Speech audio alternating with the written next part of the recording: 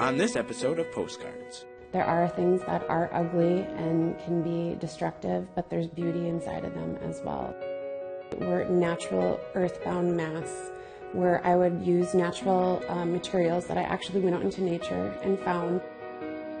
My name is Sam Spitzka. I am a rural Minnesota artist. My work is very heavily influenced by the landscape surrounding me.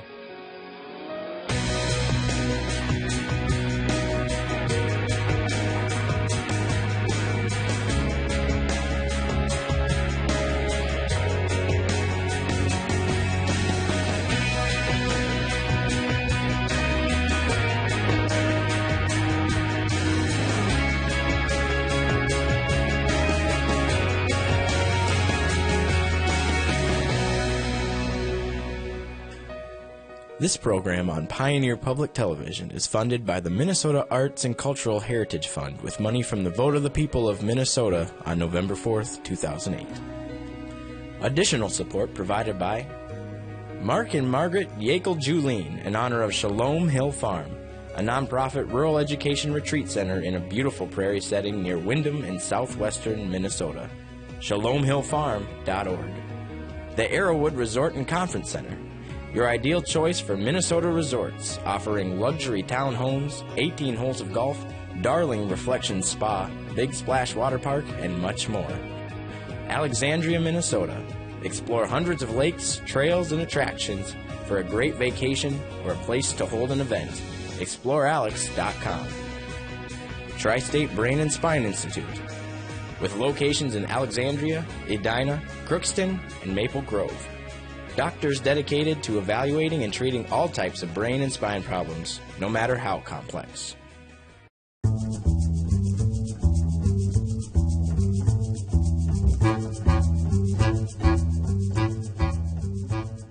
I am an installation sculpture artist where I work in large-scale sculptures where I like to create an environment within a space, being a traditional gallery space or even a non-traditional space, where I can go into a space and look at it and see where I can place my objects.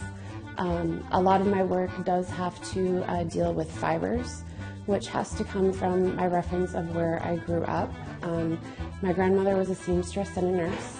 My grandfather was a woodworker and a farmer, so when he was off his farming season, he was making furniture for our family. My brother and I were always around traditional arts and crafts and people making. They were makers.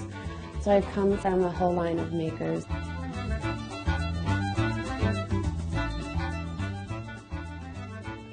Some of the huge influence for decoration has been the Baroque period, especially the Rococo period for me, and also pop art because of how the color just pops and radiates.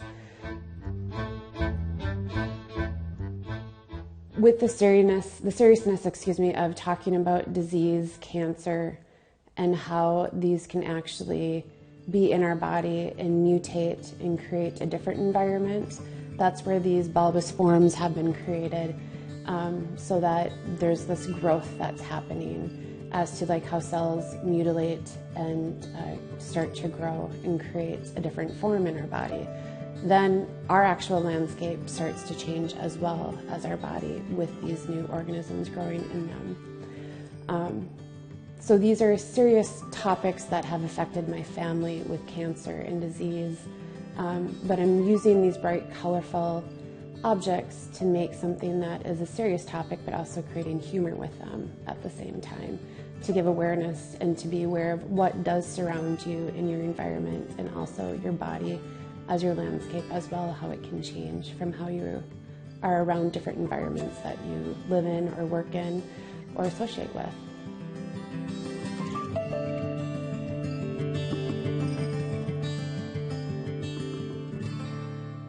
The exhibition right now that we are at the Rourke Museum in Moorhead, Minnesota, and it is a two-person show where I'm showing with Chris Walla, who is a colleague of mine. I've known him for over 12 years.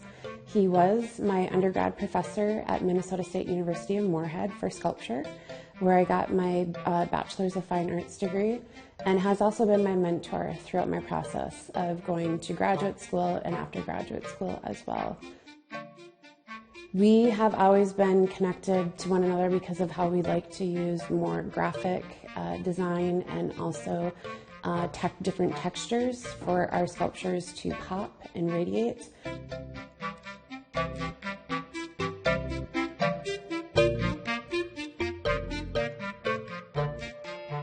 Right now I have been working on finding more found objects in the wilderness, which has been an influence from my partner, who is a hunter and a gatherer, and taking his way of looking at nature and how to respect nature and to understand how nature changes. And when he actually does hunt, he tries to use all of the actual meat, use the antlers from the deer, use everything from that animal as much as you can.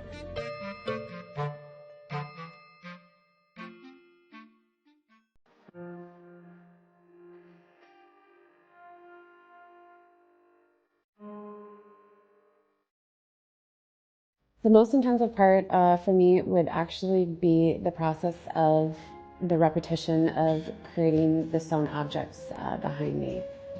I physically have to sit down, find the colors, cut out all of these forms, then I sew them all together, trim them, turn them inside out, stuff them by hand, and then I hand sew them shut.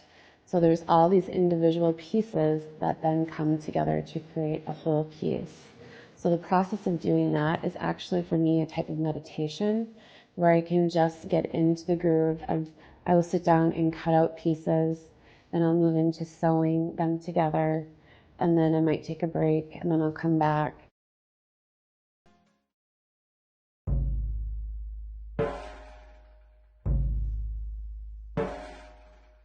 I think it's helped me with talking about health and art.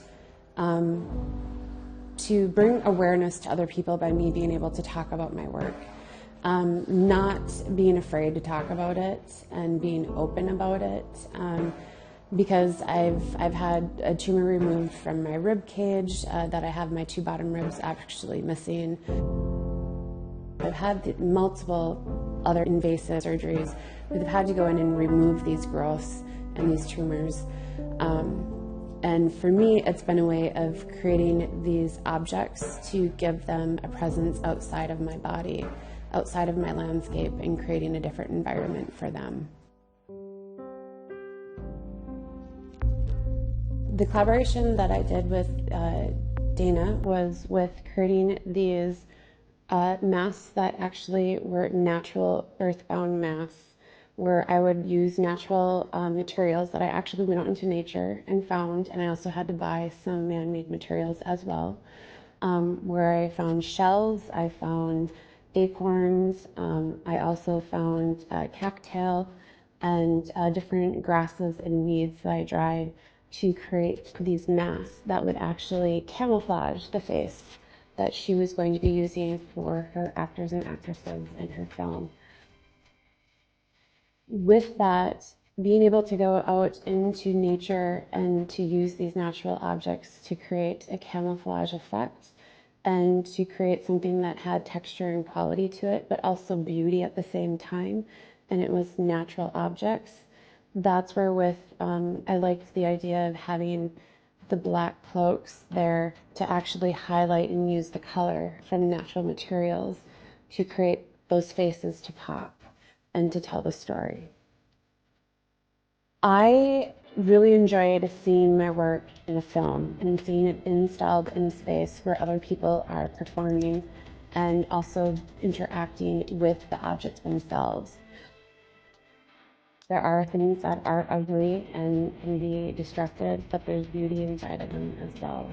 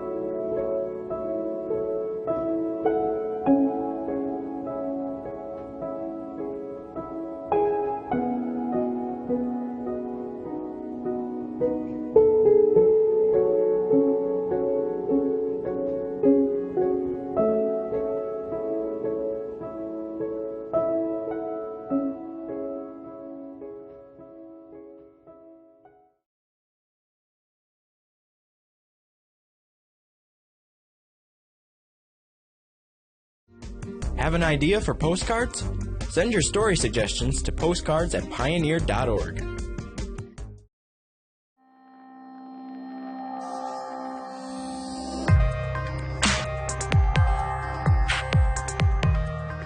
I got started from a very young age working with steel.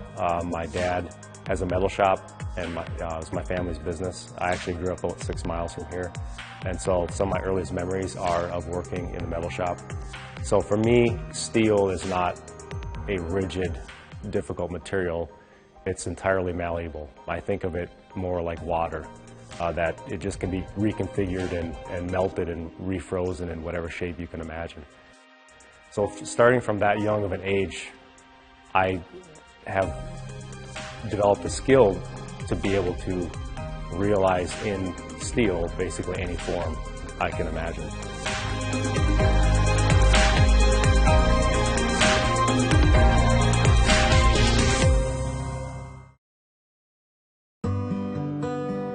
My name is Sam Spitzka. I am a rural Minnesota artist.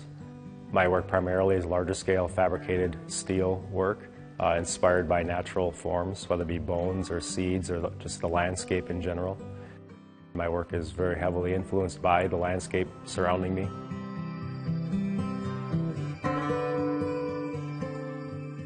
I would describe my sculpture as looking like physical poetry. I like to make something that looks like you don't know how old it is. It looks like it's always been. And yet it's distinguishable from just a natural object that you would find. You know, you're not exactly sure what it is, but it looks sort of beautiful, sort of ugly at times, but just graceful in general.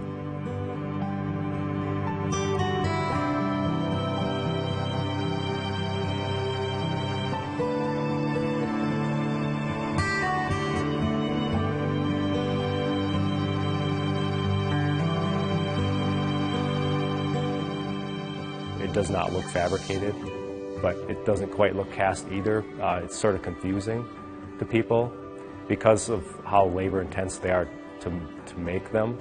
I try to have my human hand visible in everything I do, and this is partly achieved through limited tools. I use very few tools to physically make the sculpture, and so the end result is something that looks really unlike any other steel sculpture.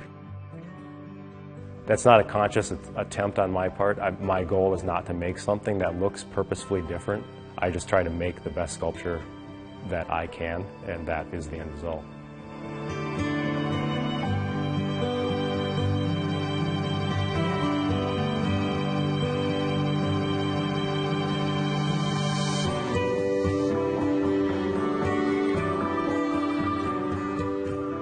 My sculptures are all completely hand fabricated by myself. I use no found objects or reclaimed materials in my work.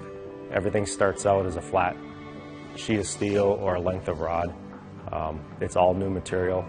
And so the process of building them is not that dissimilar than the process that you find in any small metal fabrication studio, with the difference that I use almost no right angles. I mean, everything are natural curves and natural forms.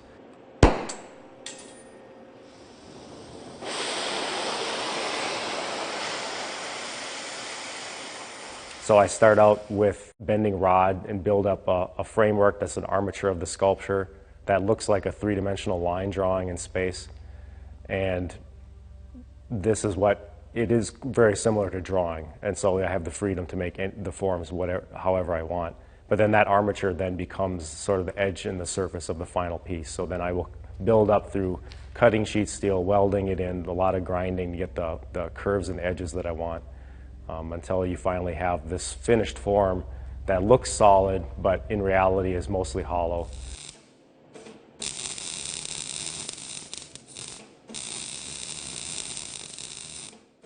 So this one is very similar to the piece on the wall I was just working on.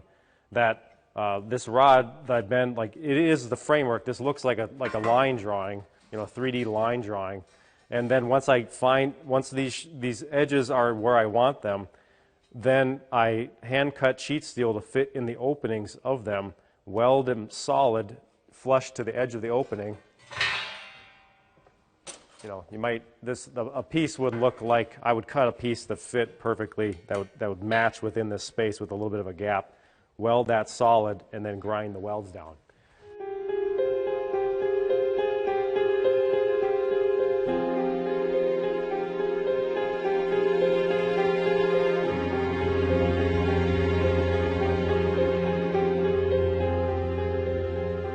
When people ask me what does my work mean, I always think back to behind my old studio there was a family, a pair of flycatchers, these birds, and they would always build a nest right behind the studio. And every time I'd go behind the studio, they would squawk at me and fly over to a line and just yell at me because I was disturbing them.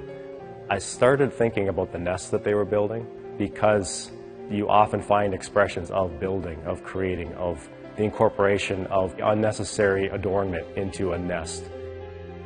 I think of my work as trying to find the highest expression of myself as a human in the world that is not that dissimilar from what other animals do. If I think of people looking at what I do, I would hope that my work would enlarge their experience of the world.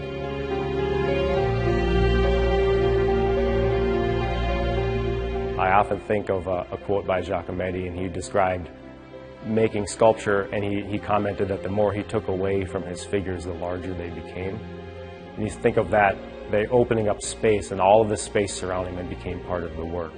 And so I think of my work as well, the further along I get, the more I try to incorporate the space around it and whittle it down to just the primary shapes that I need to convey a sculpture that just takes its place within the landscape.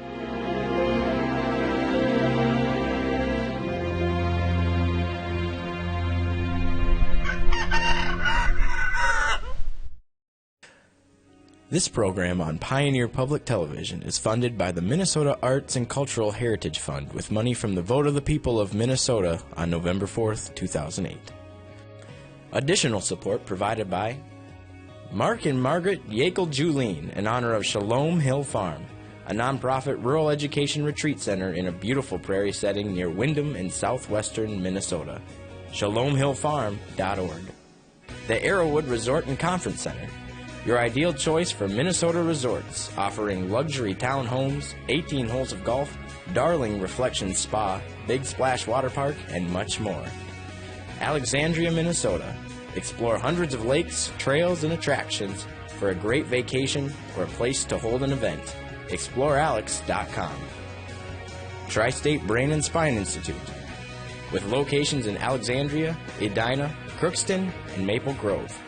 Doctors dedicated to evaluating and treating all types of brain and spine problems, no matter how complex.